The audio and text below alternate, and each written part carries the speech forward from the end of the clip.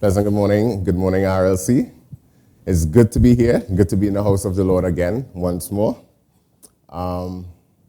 Firstly, I would like to say thanks to my pastor, Pastor Glenn Ford, and his wife, Sister Michelle, for the opportunity to come and deliver a word to you this morning. Thank you again, Pastor. Also, I want to say I look forward to seeing my RLC family. I mean, the place is beautiful. It's great. I can't wait to actually meet, give an elbow, bounce. And I wouldn't say what else, but, you know, when we come together, how would this be? So I'm really looking forward to that time that we will be spending with each other come the 15th of November. All right? So I'm going to get into it one time.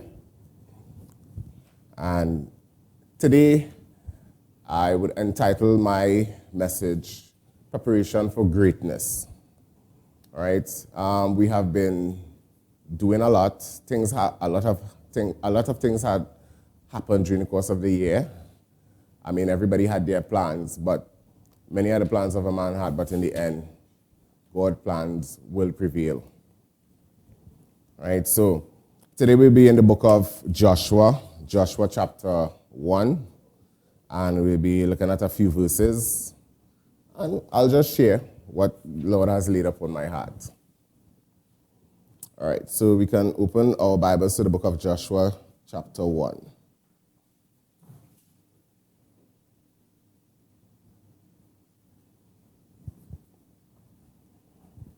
So, as we embark on our journey, as we build camp in a new location, so physically, spiritually, I want to encourage us to keep the faith now more than ever. All right, because we're at a critical stage or a crucial stage in this ministry. Pastor Coyote brought a word, and within the word, we were given keys. We were given keys to a new house. We were given keys to a new domain. We were given keys to a new location, a new realm. And we are mandated to bring light or the word of God to our environment. So it's a lot. And it's a lot we have to prepare ourselves for as we pursue or prepare ourselves for greatness. Because I believe God has something great in store for us. Whether it be on a personal level, whether it be as a corporate level, but God has greatness tied up into each and every one of our destiny here today. So we're going to go deeper into that. So let's read from Joshua chapter 1. After the death of Moses, the servant of the Lord, it came to pass that the Lord spoke to Joshua, the son of Nun, Moses' assistant, saying, Moses, my servant, is dead. Now therefore arise, go over this Jordan, and you and all the people to the land which I am giving them, the children of Israel. Every place that the sole of your foot will tread upon, I have given you, as I have said to Moses. From the wilderness and this Lebanon, as far as the great river Euphrates and all the land of the Hittites, and to the great sea towards going down of the sun, shall be your territory. All right? No man shall be able to stand before you all the days of your life, as I was with Moses, so I will be with you. I will not leave you nor forsake you. Be strong and of good courage, for to this people you shall divide as an inheritance the land which I swore to your fathers to give them. Let's pause there for a bit. Now, Moses is gone. Moses has passed away. Joshua is now taking over the reins. And one of the things I looked at in this moving from the wilderness to enter the promise that God had in store for them, one of the words and one of the points that came out very strongly from this was, as we prepare for greatness, strength and courage are tools needed for advancement. So that's why even in the opening statement I said, you know, we ought to be strong and we ought to be courageous, because these are the things that we will need, or these are the tools that we would be needing in order to advance or go forward in this season that we are in. All right? Reading again from verses 10 to 11.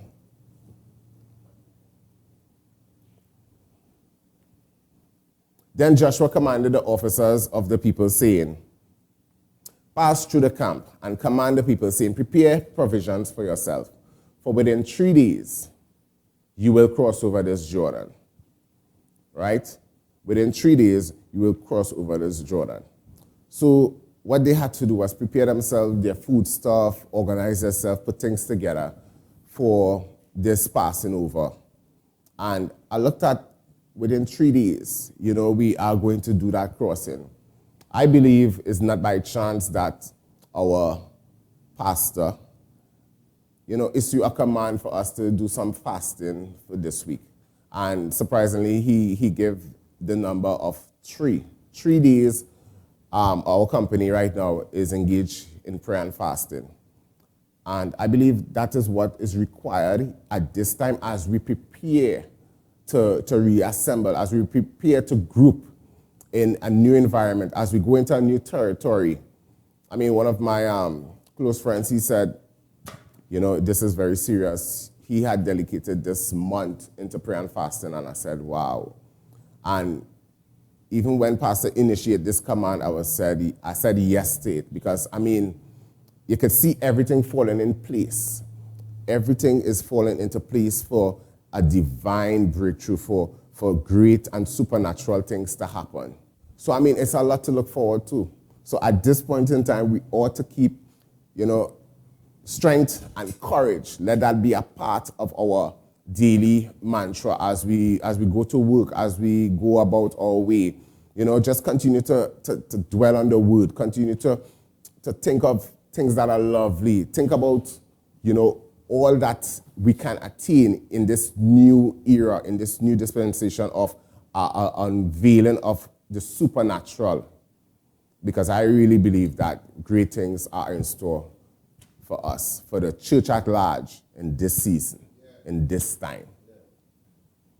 All right, we're going on to Joshua from verses 12. And to the Reubenites, the Gadites, and the half-tribe of Manasseh, Joshua spoke, saying, remember the word which Moses, the servant of God, commanded you, saying, the Lord is your God, is giving you rest, and is giving you this land. Your wives, your little ones, and your livestock shall remain in the land which Moses gave you on this side of the Jordan. But you shall pass before your brethren armed, all your mighty men of valor, and help them, until the Lord has given your brethren rest, as he has gave you, and they also have taken possession of the land which the Lord your God is giving them. Then you shall return to the land of your possession and enjoy it. That was powerful, because in that scenario, Moses had already given 2.5 tribes their possession. They have already gotten their land. And one of the things that I looked at, they did not say, well, we receive our land and we shall now relax here. We don't need to go forward. We don't need to cross the Jordan. But the thing that God requires of us, most definitely, in a time where greatness is to be expected, is unity and togetherness. Right? That brings me to my second point. One thing that God requires of us as a people, tribe, or company, and that is we must be in one accord. Right? For greatness can only occur when there is togetherness. Right? There's no other way that greatness can be achieved except when we are together, when we are unified as one company. They always say there's strength in unity. When they were building the Tower of Babel, they were together and they had one agenda, one assignment. And because of their unity and the togetherness, they were able to reach to a point where God had to look upon them. Understand what I'm getting at? So unity and togetherness is one of the key requirements for us advancing in greatness in this season. Right? So going back to the scripture, they had already gotten their possession. But one thing I looked at, because it wasn't a me or we got ours already, we don't need to advance or pursue. You know what? They said no. It's the Israelites. It's not 2.5 tribes. It's not the other tribes remaining have to go and fight for theirs, but it's one company. And they took it upon themselves to be the front or the forerunners in the midst of having their stuff together to lead the rest of the Israelites, the company, to cross over. That was very, very significant. Because, I mean, they could have just relaxed on their side of the Jordan and say, you know, we have it all together, we're good, we don't need to. But they made the extra effort to join in together with their fellow tribe mates or tribe men to actually go forward and conquer. And knowing that they already have gotten theirs, then to return to their promised land. Right? And you know, that really stood out because one of the key things that Moses ministered to the people was, you know, that togetherness, right? And the fact that they armed themselves and they went to do the work which Joshua had issued a command to, I mean, that really spoke volume on those 2.5 tribes. That spoke volume for them. We cannot become selfish in preparation for greatness and cannot compromise the mission. Had it been that they said to themselves, we don't need to go, then the outcome could have been different. They didn't think selfishly and said, you know, we don't need to, but they allowed the mission to be fulfilled as a unified company. Right? So we proceed then. Verse 14.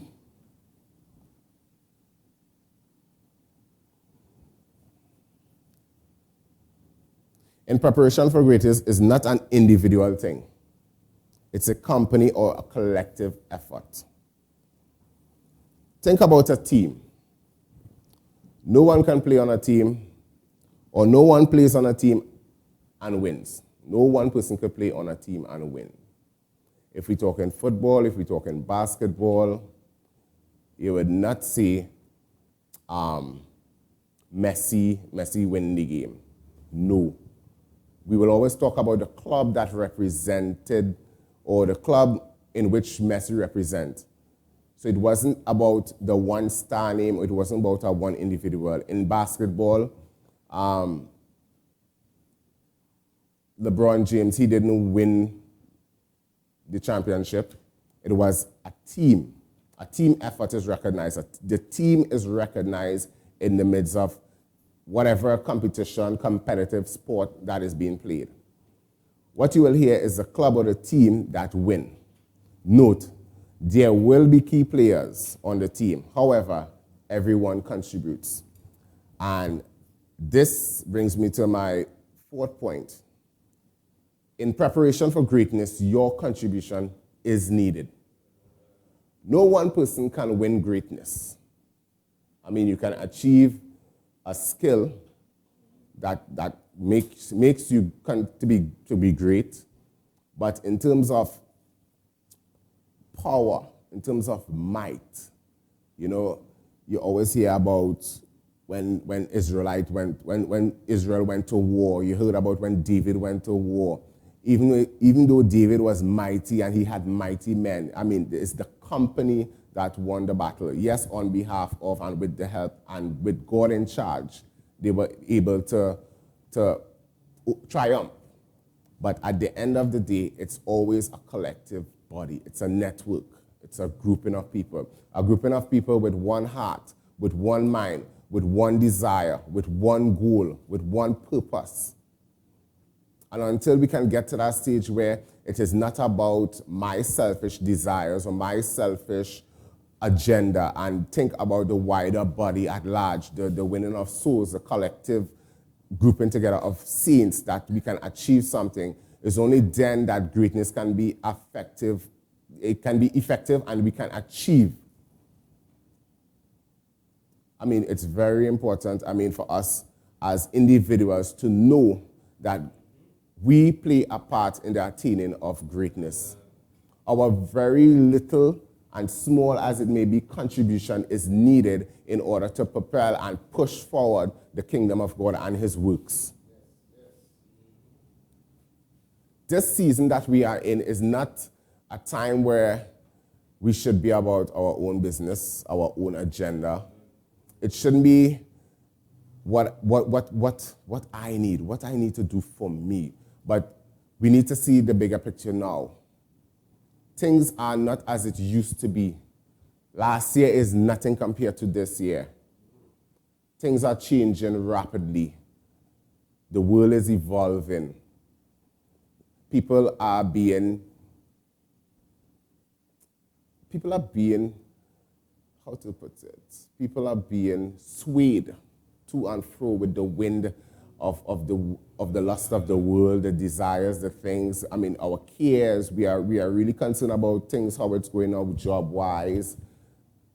But all these things, yes, it have an impact, but it cannot be a definite impact on our Christianity, on our walk, our relationship with God. Yes, we need certain things, but right now more than ever, I think we need an intervention or a divine outflow or power from God in order to advance and move forward. And it's only in a crisis then that one can be called out. Only in a crisis that greatness can be birthed. Only in a crisis things that you have hidden and your talents and gifting can come alive, because why? It puts a demand on you. And even in this season, as we are in this crisis, we say throughout the world is putting a demand on us as the church. The world is putting a demand on us as God's people to actually come up and bring out something that is great, that is wonderful, because everyone is looking to someone for answers, but then who will be the one to bring light? Who will be the one to show light? God is calling us to greatness. In order for us to attain greatness, we need to prepare ourselves. How can I contribute towards greatness? Or how can we contribute towards greatness? Some simple requirements. Greatness requires us to be prayerful. We need to be committed to the work. Be willing. Be accommodating. And not just accommodating to, situations, circumstances, but also to each other. Be kind-hearted to each other. Be helpful. Be all the fruits of the Spirit. It demands a lot. It requires a lot. But the results is eternal. The results of greatness is satisfactory. The result of greatness makes legends. What do I mean by that?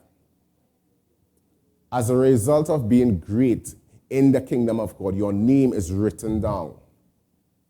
And I'm not talking about no diary or no encyclopedia. I'm talking about a book of life.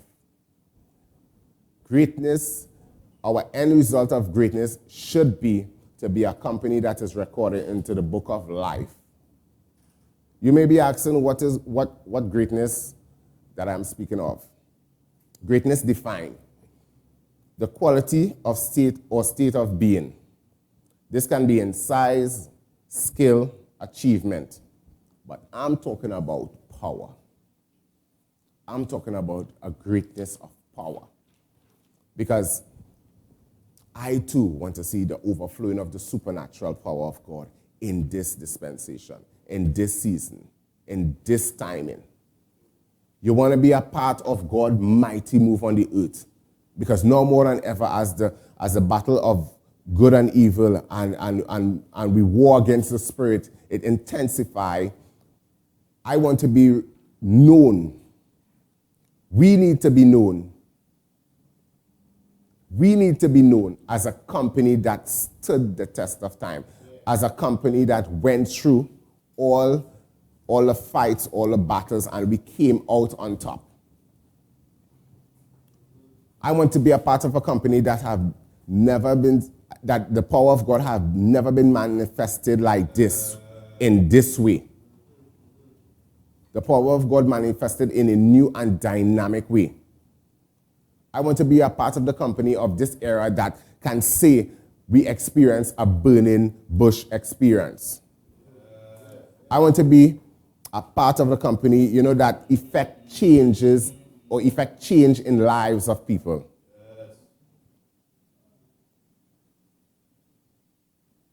I want to be a company that experience a Saul to Paul type of experience. And I'm saying this to say, RLC, Christians, the world at large, God's people, get ready.